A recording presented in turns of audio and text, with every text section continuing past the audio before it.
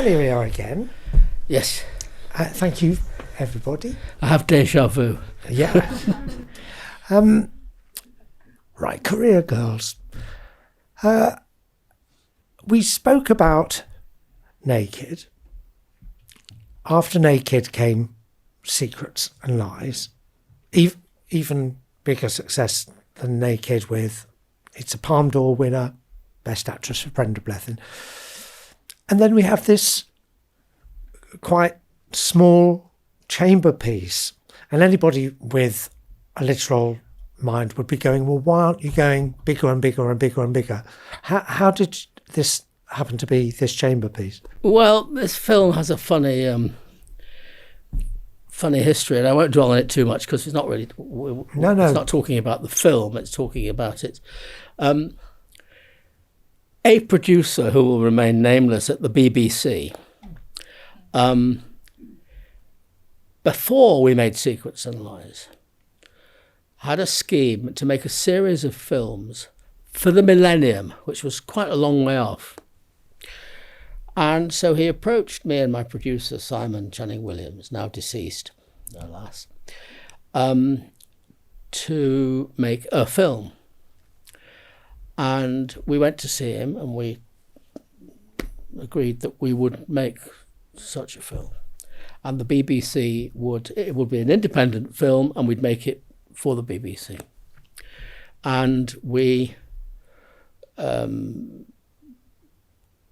they would process all the paperwork and contractors and all that.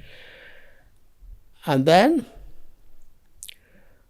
we set about making Secrets and Lies. Throughout Secrets and Lies, quite often when Simon would come out and visit me on location, or we'd have lunch or whatever as we were making the film, and I'd say, any news from the BBC? And he'd say, no, I don't know what they're playing at. You know, they don't seem to.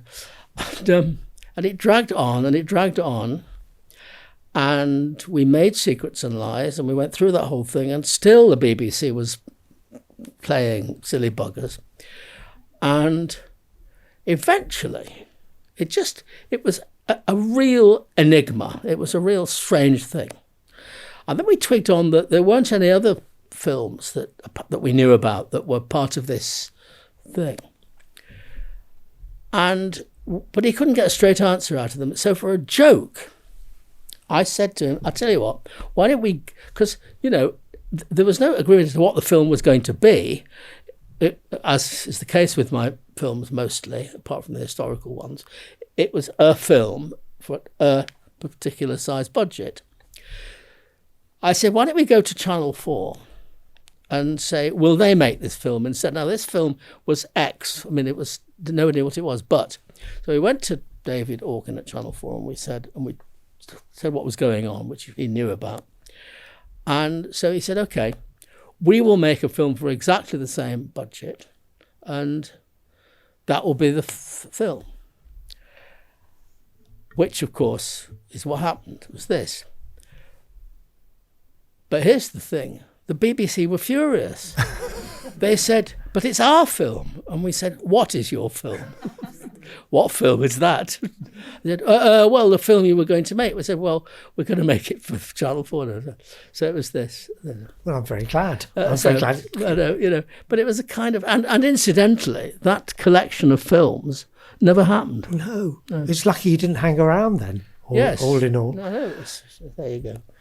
But for a chamber film of modest budget, it's full of kind of I was going to say one-off ideas, but the first thing that strikes anybody who knows your work at all is that it's on 2 time frames, which is there's a history to that. I think probably this is worth sharing, but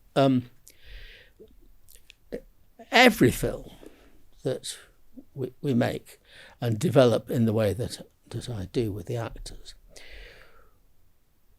we explore the backstory in detail. So, you know, we actually when and there are ways we have of really investigating characters and relationships from when they're children, and all sorts of ways of doing them. Like we spent 3 months on Secrets and Lies before we really got to time present, because the backstory was so complex, and you live through it, and there are actual explorations and improvisations and stuff that and I see. And we experience the things that went on in the past, knowing that that's only the backstory, and we will arrive finally and drop anchor in time present. So we embarked on this what in fact was ostensibly the backstory about these students, and we were doing this work was going on, and I suddenly sat there and I had a revelation. I thought, this is so interesting. That actually, why can't we see this? Why don't we do them? We hit time present in 1996, but here we are. I'm looking at them in 1986 when they were students. Let's do both things.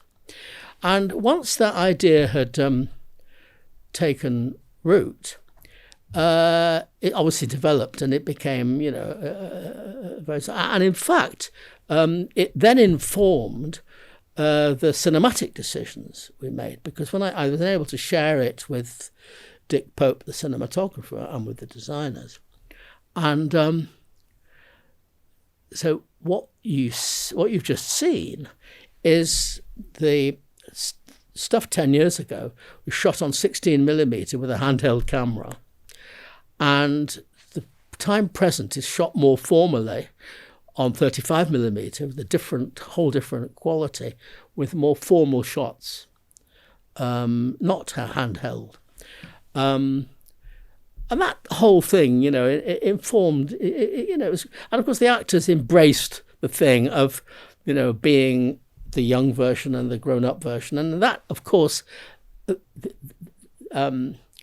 that liberated what the film is about, because it is about, the journey between being when you're 20 and when you're 30 is one hell of it's a huge distance, far more so than between 30 and 40, and speaking as someone who is nearly 80, I would say the difference between 70 and 80 is infinitesimal, really.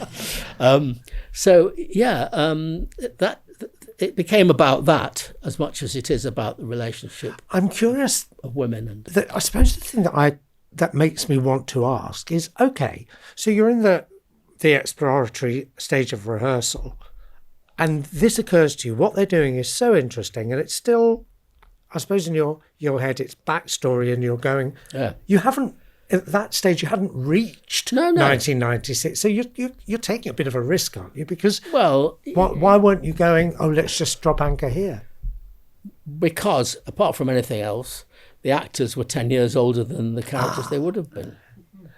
Apart from anything else, purely pragmatic. No, but I mean, it's interesting you say that. It would never have occurred to me that was an issue. I mean, that idea took off, was born then, and it manifests itself in what you see. I mean, as to what you're talking about, it's kind of academic. Yeah, no, I completely agree. It is. What must have interested you at the moment that gold struck was, or oil struck would be more metaphorical, but it's not very green, would be the idea of the time play. Yeah. That formally it would have presented itself fun.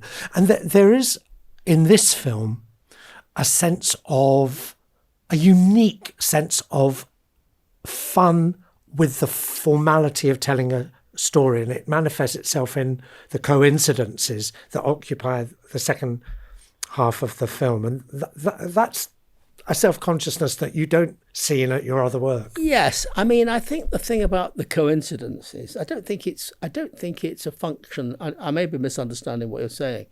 I don't think in any way it's a function that the coincidences, such as they are a function of the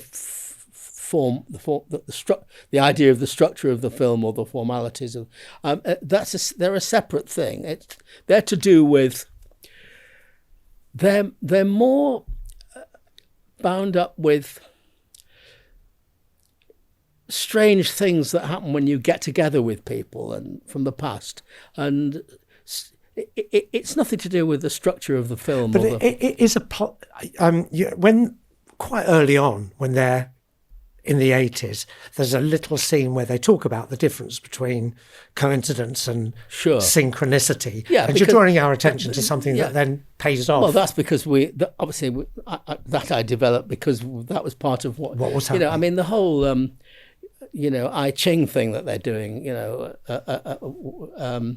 all of that stuff. It's all about that, I suppose what I mean, or working towards, I don't want to labour it too much, is that there's a playfulness about all that I think it in a quiet way and a playful way, it draws our attention to the business of putting stories together, as well as the fact that there's a very poignant moment when, after the other coincidences, you come to Ricky and it's juxtaposed with their last sight of him in Seaton Carew on the coast. It's not just a flashback. You see him having, well, what can we say, lost something. Yeah, sure. And so the playfulness suddenly has a poignancy. Yeah, and that's I hope so, yeah. That's a very you thing, I think. But otherwise, it was, apart from those things, you must have had a lot of fun with Andy Serkis and the... Well, Andy Serkis's character... Andy Serkis, who you all know from his celebrated subsequent work, and you will see him if you come to see Topsy Turvy. He does an extraordinary thing. The thing about Andy Serkis is there are no limits to how far he will push himself to what he does. So as with all these films, while we were developing other stuff, he went off and did research into that character, that disgusting character. And he went and got involved with guys in the city. He did a lot of coke and a lot of heavy-duty sessions with people. And eventually, he got really into... He found himself in very heavy-duty events going on in the Dorchester Hotel, all this stuff that they do as part of this whole city shtick. And at one point, the guy said to him, he said, "Look, if the film doesn't work out, we can offer you a job at $30,000 a year." Said, "I'm an actor." But I think, to change the subject, if I may, it's important to talk about Catherine Cartledge. Yeah, why not? Because Catherine Cartledge, who was previously Sophie in Naked, and who does Hannah, as some people may know, died very suddenly and unpredictably at the beginning of the century, at the age of 39. And that's a very tragic thing, because she was not only a great actor, but a great person and a great spirit. And that's there in this film. And I regard this film in many ways, as much as Naked, as being kind of a memorial to Catherine. And she did some other great films as well, Yeah. So I just thought I wanted to mention that, because it's terribly important. Yeah, and well, it brings us back to the thing that the film is about, which centres on the relationship, the friendship between these two really very, very different people who chance throws together, coincidence or synchronicity. Well, it's who you meet at uni, really, Yeah. And who you accidentally find yourself sharing a flat with and all that stuff, Yeah. There's a scene when they're in the flat with Ricky, where they're all in their various stages of post-adolescent twitchery, which was also almost autobiographical as far as I was concerned, because I may not be that far from it now, but I didn't like to say that. No, exactly.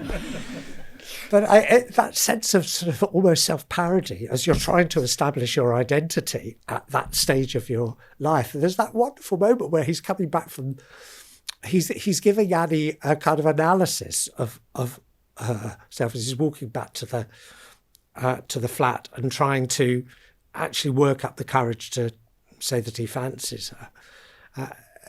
Agony, very poignant.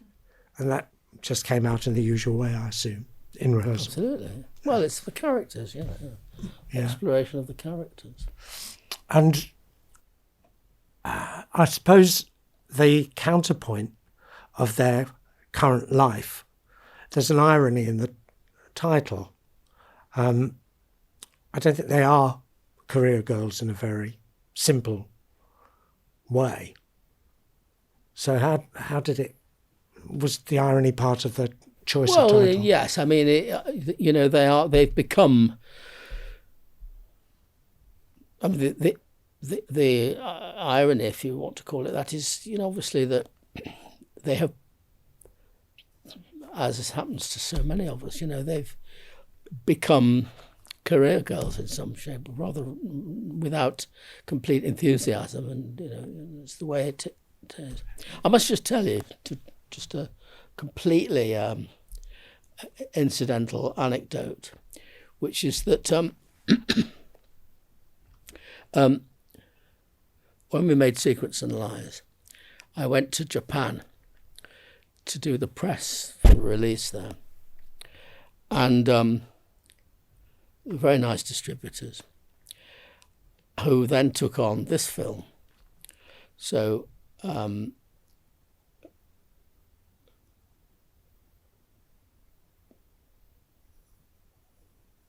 but I went to Japan to do the press for Secrets and Lies, because we made this film right on the back of Secrets and Lies, about literally back to back.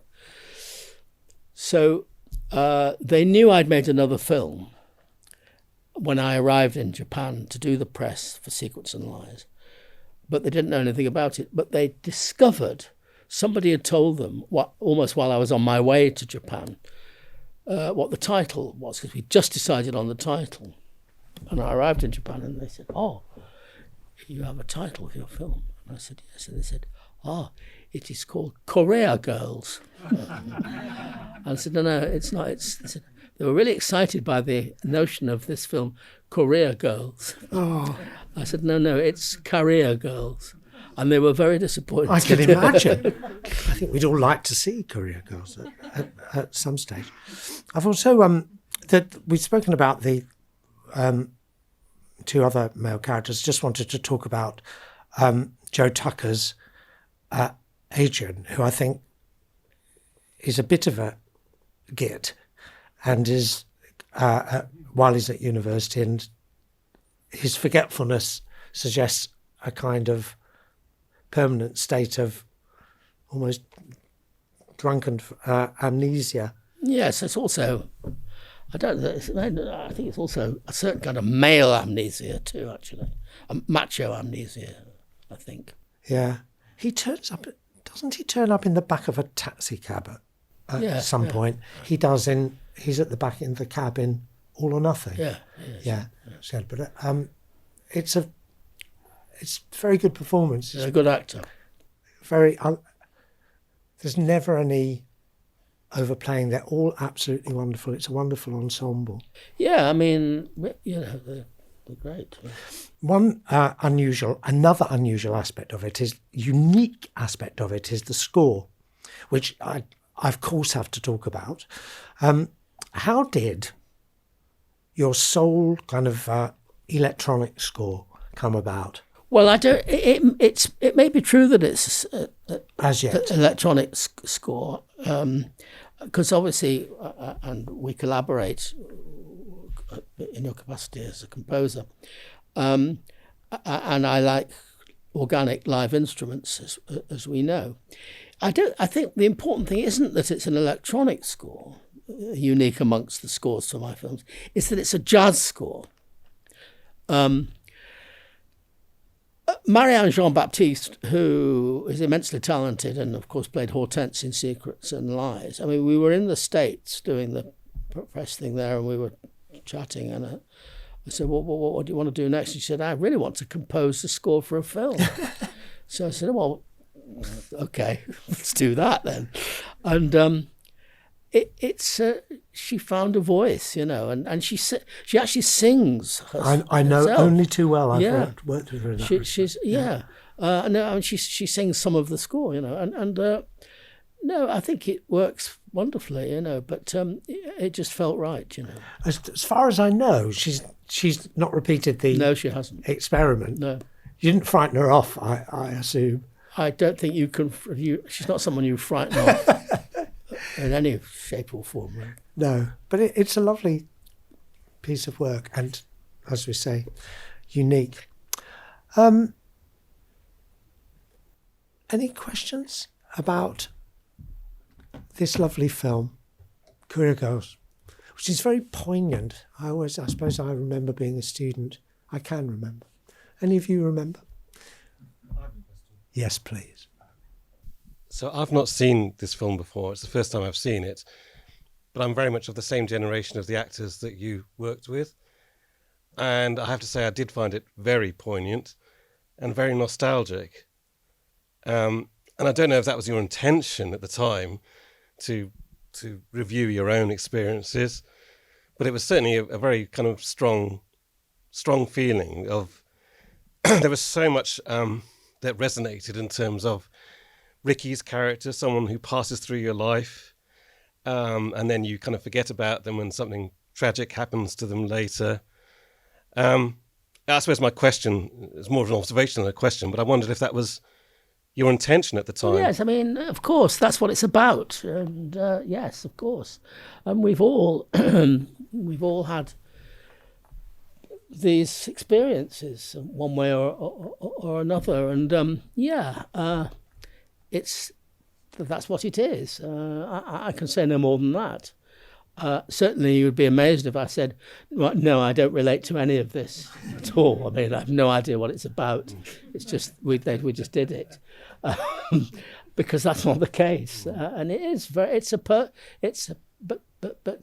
and I suppose in a way, I mean, I suppose you're making thank you for this. You're making me think about something I maybe haven't quite thought through. That in the sense of what you're talking about, it may actually be more, in some way, implicitly, more kind of specific autobiographical in terms of those experiences than quite a lot of other films that I've made, just by very dint of the fact that we've all been through that thing of I mean, there are still people in my life who I shared flats with and hung out with in around the early 1960s, who we're now kind of all dropping to bits and we're all ancient.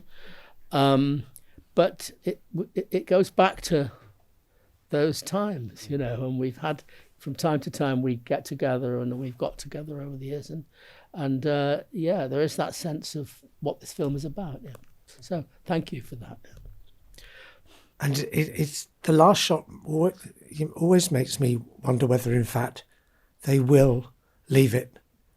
Actually, more whether they'll ever be in each other's company like that. And of course, you leave that up for grabs, and it's completely up in the air. And you think about how you relate to all those.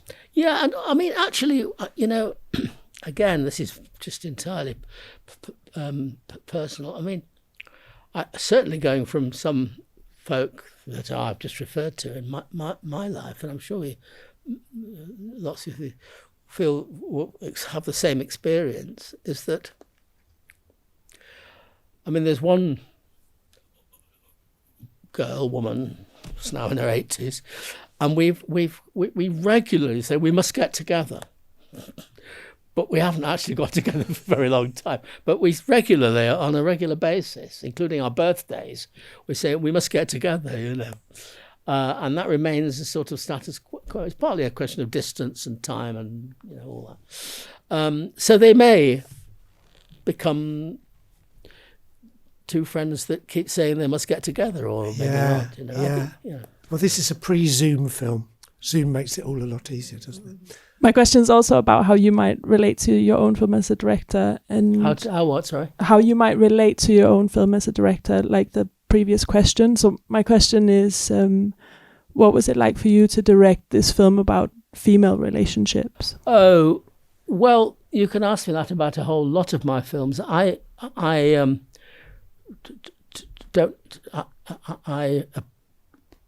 don't think about that really. I mean, I've done a lot of stuff about women and women's relationships and things, and it just comes naturally because in my view of life, we are men and women, and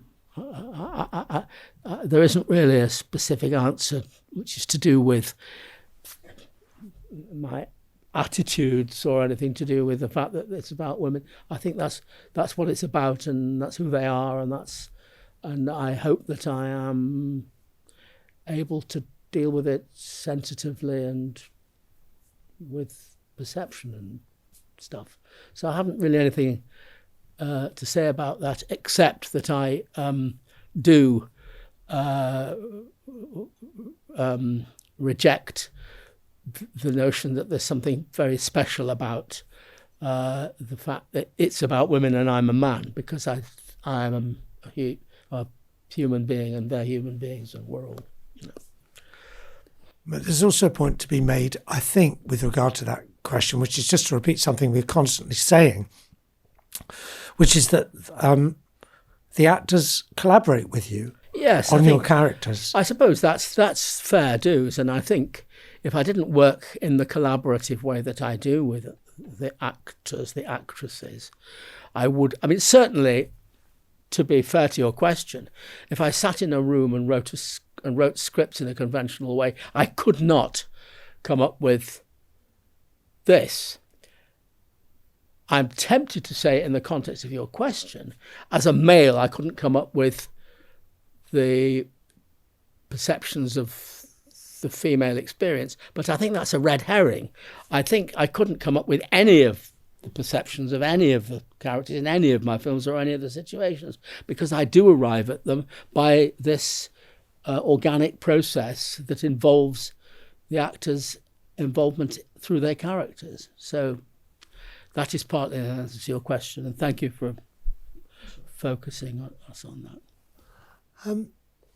Yes, I see a tentative hand going up there. Hi.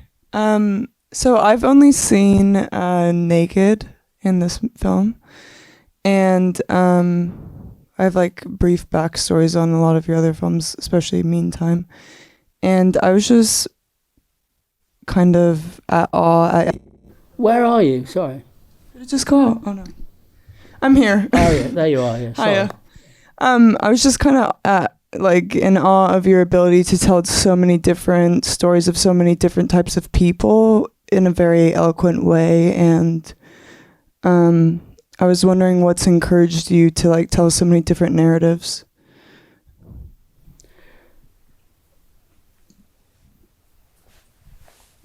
I mean, everybody's interesting, really. It's the bottom line, really. I mean, I really do. I mean, it's difficult to answer that without becoming self-congratulatory. But I mean, I really do stand in the street and watch people going by, and everybody's a potential story. I mean, I really, from my kitchen window, I can look down at the crowds of people going past, and it's just endlessly fascinating. There's a film in everybody that's there. That's all I can say, really. Apart from the fact that, as a 6-year-old, I had a slate. We used to draw with slates and slate pencil. I used to draw caricatures of the grown-ups. My dad stopped me doing it because he thought it would insult the grown-ups. Just thought I'd mention that. The philosophy behind that is interesting in the context of the wider film product that we consume, because most of the films that we end up watching, and probably most of the telly, is concerned with special people. These are people who are, heroes, people who are the heroic structure of drama. And what you're doing, and of course you're not alone in this, there are many people who have and will continue to do this, but is just to look at people as opposed to saying only the heroes, only the this. It's also partly, I think, that's absolutely right, but I think also, because I don't sit either alone or indeed in a committee and think of, important plot lines and important crises to dramatise and things, because what these films are about comes out of the nature of who the people are and how they relate and things. In other words, start from the inside out rather than the outside in, if that makes sense. It makes it possible to tell stories about all kinds of people, which is a sort of adjunct to an answer to your question, I think. This strikes me as being, and I don't know whether anybody else felt this, but it's quite a philosophical film. Sure. Are you say sure, so presumably you think that's definitely reasonable. Yeah, we've already talked about, I mean, the thing about when you suggested perhaps that the synchronicities and coincidences and things were somehow related to the structure, and I reject that. I think it's more about the spirit of the reflection of the film and these people reflecting on their lives and all of that. I think. Yes, it's a uniquely, in terms of your work, philosophical film in the sense that they are, looking back, there are several shots, I noticed them particularly, of especially of Annie, Linda Steadman's character, in bed thinking as the flashbacks come and go. Yeah. You get a few of Hannah, but many more of Annie. Yeah. Thinking about their lives, remembering particular incidents. It can't help but be framing. Well, I mean, it is. I mean, it starts with her in the train, and immediately you're. Yeah. It is about that. It is about remembering. It's a film about remembering, and therefore it's a film about reflecting, and therefore it becomes a philosophical film. Yeah. A film of a philosophical nature. Yeah. Yeah. Whereas, there's a sense in which Naked, God knows, is a philosophical film. You get huge amounts of different, especially in the film between Brian, the scenes between Brian, the night watchman, and Johnny, where they are countering each other. But that's a very different thing. Yeah, because here it's people with a shared experience and thinking about their own, about their emotional journey and thinking about stuff, not sparring or playing games. Yes, it's not agonistic, exactly. Or being negative. Yeah, or I'm thinking of the kitchen scene between Barbara and Mark in Meantime, where you have two completely different views of the world and society incarnated in those people. This is not that. This is much kinder, I think, more forgiving. Sorry. Yes. Hello. One of our regulars. Hi. I just had a question about the sort of diegetic soundtrack, The Cure. I just wondered if you could say a bit about that. Was that a choice that was made early on? Did it come out of the kind of improvisations, the workshops? No, I mean, it was, what would they listen to? And they would listen to The Cure. Now, the remarkable thing about the fact that it's in this low-budget film, normally, there's no way you could have The Cure and the track, because it would cost you infinitely more than the whole film cost. In my film, Another Year, there's a brief moment where Mary and the brother are sharing a cigarette, and they talk about the past, and he said he was an Elvis fan, and she goes, "I'm all shook up." That cost us 10,000 quid because the Elvis estate wouldn't. So it so happened that my producer, Georgina Lowe, in an earlier incarnation, used to produce rock promos, and she had done The Cure. So we said, well, what should we do? She said, leave it with me. She phoned up The Cure and she said, look, any chance of us having this for nothing? And they said, sure. You're a great producer. We loved working with you, and you can have it for nothing. But otherwise, it wouldn't be there. But it's there because that's what they would have been into. Great. Thank you. Thank you. You don't have to be a Cure fan. I am actually. Yeah. Yeah. There you go. Well, this is the film for you. Then, yeah. Yes, sir. Thanks. I found the central relationship and sort of love story. I'm not saying anything necessarily about sexuality, but the love story between those two women, Sure, incredible and really beautiful. I would love to hear you talk a little more about that. I would also be really interested to hear what the sort of seed for this project was. You've talked a bit about the budget and how things like that started, but if there was something in particular that started this project or a particular actor that you no, I don't know the answer to that.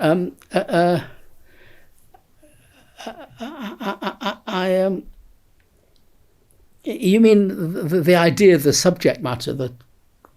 Yeah, I've heard you speak before and say, I can't remember if it was with Naked, where you said that you really wanted to work with David on a film. Yeah. And that was sort of the starting point for that. Yes, there's a part of that. I mean, I don't always remember these things. I mean, I certainly wanted to work with Catherine again, but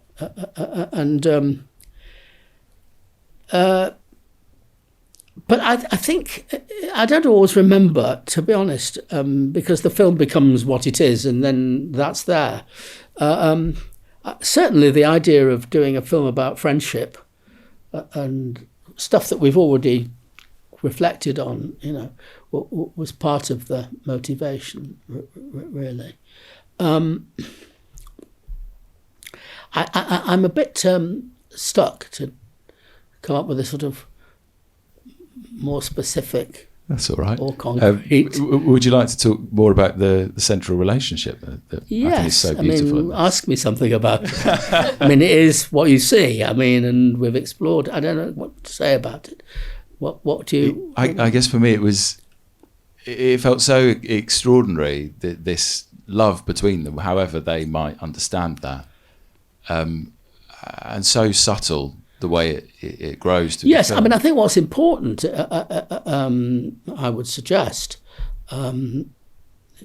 struggling to know what to talk about in relation to your very good question, it is that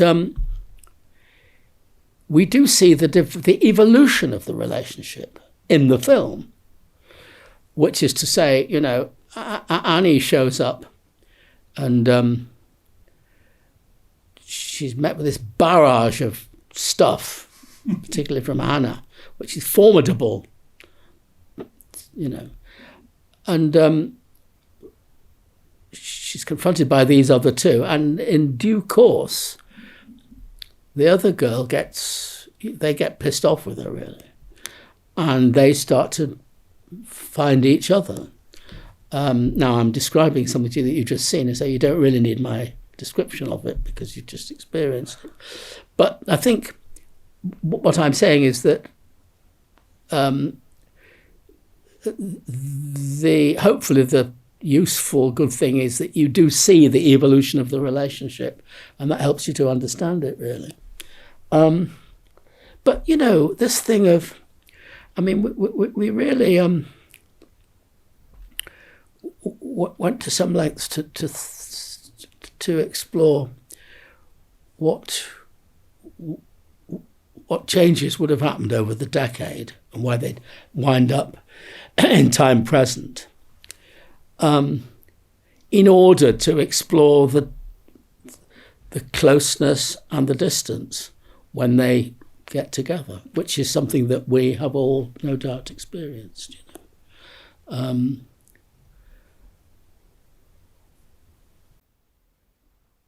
suppose it's what's evident is the care that they both have and the knowledge that they both have of both their strengths and their vulnerabilities. Absolutely, They're terribly protective of each other. You really get that in the scene with the estate agent, how when Hannah realises who the guy is, how suddenly there's a change and there's a protectiveness going on.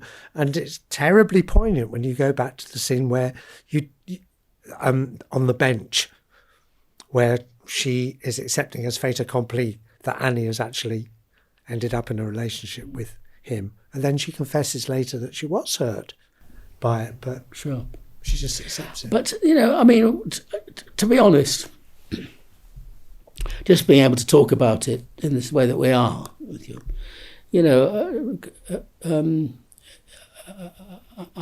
I find very heartening, because it's plainly, it kind of works, and I'm glad it does, and that's all I can say, really. Yeah, and it's a kind of, it's because it's a modest film between a group of very kind of much more famous and Titanic films, longer films. Topsy-Turvy is going to follow, and Secrets and Lies and Naked have preceded it. It kind of gets a bit lost, I think. That's true, yes, of course. Yeah. And it's very sad because it contains these unique qualities in terms of your work. So we've done very well to see that tonight, I think, and I hope you did enjoy it. Any more questions? Yes, I'm glad I didn't wrap up prematurely. As you said, this film is quite unique, and I feel something unique about it is the physicality of the actors. And I'm wondering if you could shed some light on how the unique process with which you work with the actors in such a collaborative way, how does it help bring out these physicalities of these characters? Because I know Katrin has that energy about her, and she has a unique physicality in every film that she's in. But in this film in particular, I feel like every character has something special going for them. And it's really interesting. Yes. In a way, that's a kind of motif, a leitmotif of the film at a certain level. The truth is that in all of the characterizations that you see in all of my films, we've worked on the character, which is the idea of the character, the identity of the character, the background of the character, and so on. We've worked on the behaviour of the character, which is to say how the character moves, how the character speaks, what kind of language the character uses, what kind of culture informs how the character thinks and talks and processes things, and indeed how the characters are physically. And we work always on all these characters on their physicality in a quite specific way. And that's what we've done here, and you're identifying it in a quite specific way. But it's no more of an issue than it is in any of my other films, except that,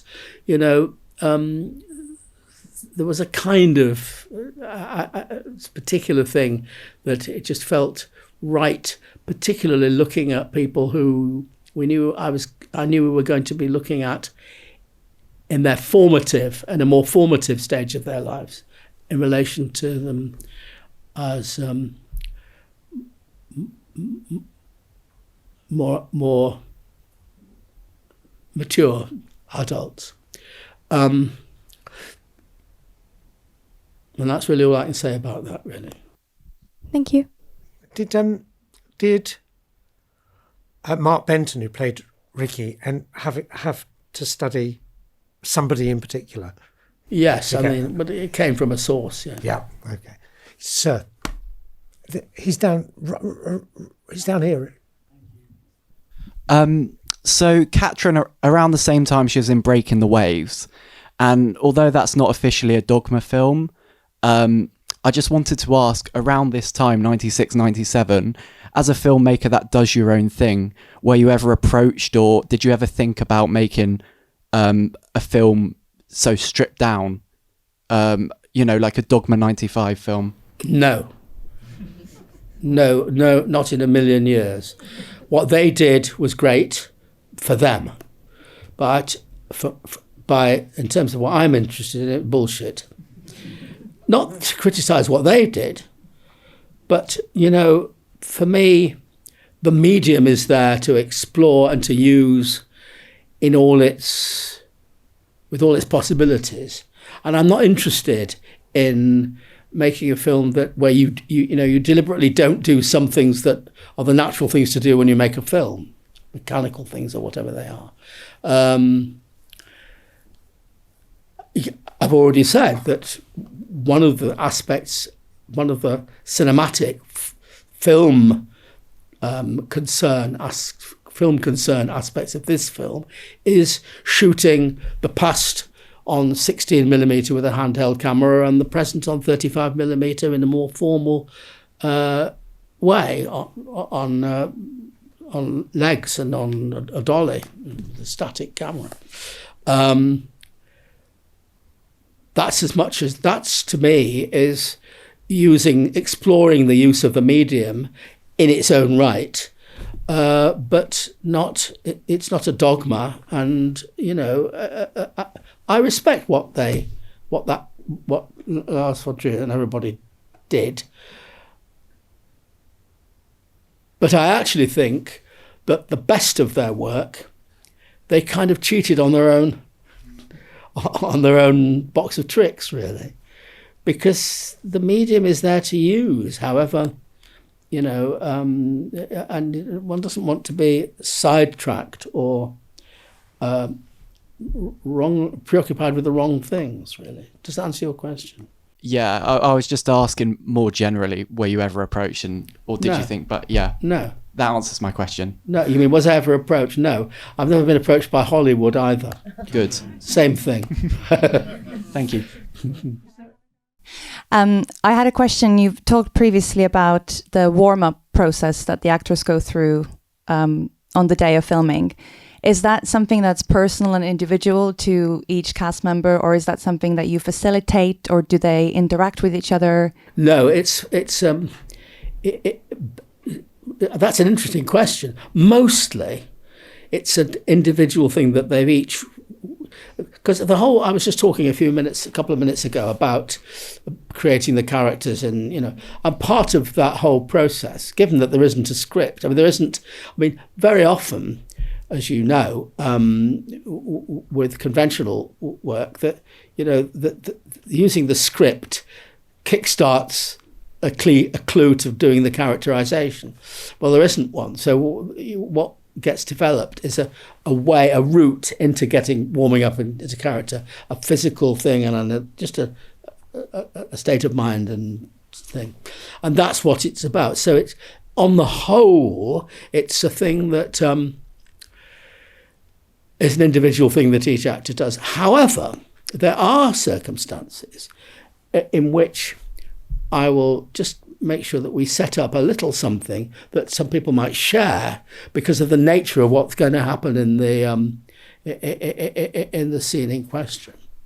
When I do stage plays, which from time to time I do, a similar thing happens, but that has to be set as a sort of routine. As you will know, normally for a stage play, the general standard call time is 35 minutes before the play starts. Well, that just does not happen with my plays. I mean, it's at least 2 hours, if not longer. And there's time to just relax and get prepared and things. And then there is allocated time and space for the actors to do a warm-up, part somewhere in the theatre or somewhere in the dressing room or somewhere in the corridor or somewhere on the set. And some of those are individual things and some of them are set up so that people share the thing, so that something's on the go in preparation for the performance. So those things happen in one shape or form or another in the context of preparing for the shot in the film. Thank you. You have a tiny question. A tiny question in row one on the front row, seat one on the front row. I was just wondering, because Ellie mentioned... Oh, sorry. I was just wondering if you wanted to talk a bit more about Karen Cartledge. And about what? About Catherine Cartledge. And working with her. Because you mentioned her earlier, I just wondered if... What is the question? What's she like? She's lovely. She's great. She had a great sense of humour. She had no inhibitions about doing it and doing characters and things. She was very bright, very politically committed, very open about stuff, you know, very creative.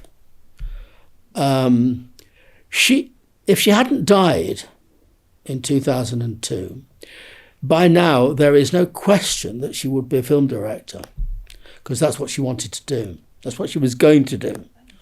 And we talked about it, but never happened. If you come and see Topsy Turvy on Sunday, when we were doing this film, we were chatting and she said, "Do you have any idea what you're going to do next?" Knowing that I never talk about what I'm going to do next, but she was kind of winding me up. And I said, "Well, actually, you won't believe this, but we're thinking about making a film about Gilbert and Sullivan," which is, you know, I liked saying because it was such a shocking thing to say.